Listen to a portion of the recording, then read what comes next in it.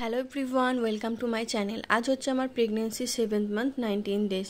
তো সকালবেলা আজকে যেহেতু রবিবার, আজকে ঘুম থেকে একটু লেটে উঠেছি, কারণ রবিবার আমি প্রায় অনেক লেটেই উঠি। বিয়ের আগে উঠতাম, আর বিয়ের পর থেকে এখানে এসে প্রত্যেকদিন সকালে উঠতে হতো, কিন্তু রবিবারটা দিন আমি লেটেই উঠতাম। তো আমি ফ্রেশ ট্রেশ হয়ে নিয়েছি, চান টান করে একবারে ভিডিও শুরু করেছি।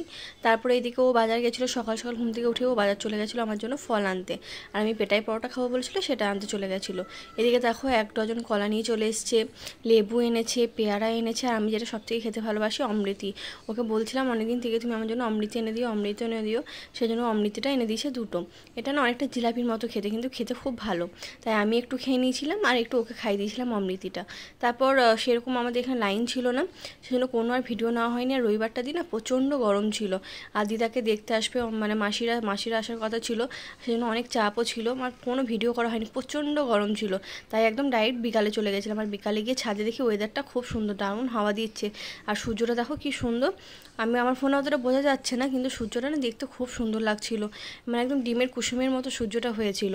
ওয়েদারটা খুব ভালো ছিল। ছাদে গিয়ে দেখি তো কাপড়গুলো এখনও কেউ তোলেইনি, কাপড়গুলো সব মেলা আছে, আর হাওয়া দিচ্ছে কেমন তোমরা দেখেই বুঝতে পারছো, সব এক জায়গায় জড়ো হয়ে গেছে। তাই আমি হাঁটছিলাম, আর এদিকে কাপড়গুলো ভাবলাম যাওয়ার সময় তারা একবারে নিয়ে চলে যাবো হেঁটে। ওই যে বললাম মাসিরা এসেছিলো, মাসির মেয়ে এসেছিলো, মাসির মেয়ে ছেলে সবাই এসেছিলো। তো মাসির মেয়ের ছেলে ওরা আর আমাদের পরি দুজন মিলে খেলা করছিল। তো খেলা করতে করতে পরি ওর জন্য জল নিয়ে এসেছিলো, সেটা ওর খাওয়া হয়ে গেছে, কিন্তু কোথায় রাখবার খুঁজে পাচ্ছে না, সেজন্য আমাকে দিল। তারপর নিচে থেকে ডাক এলো যে খাবার এনেছে, খেতে হবে, কারণ ওরা এসে ওদেরকে কিছু খাওয়াতে হবে। আর ওরা এসেছিলো অ্যাকচুয়ালি দিদাকে দেখতে, দিদা যেহেতু শরীরটা খারাপ ছিল, আজকে ওদের হসপিটালেই যাওয়ার কথা ছিল, কিন্তু হসপিটালে যায়নি, দিদাকে আজকে ছুটি দিয়েছে, তাই ওরা বাড়ি চলে এসছে। আর এদিকে আমরা এগরোল খাচ্ছিলাম সবাই মিলে, সবাইকে এগরোল দিয়েছিল হাফ হাফ করে, কারণ অনেক লোক ছিল তো। আর এদিকে আমাকেও দিয়েছিল, আমি একটু অল্প মতো খেয়ে নিয়েছি।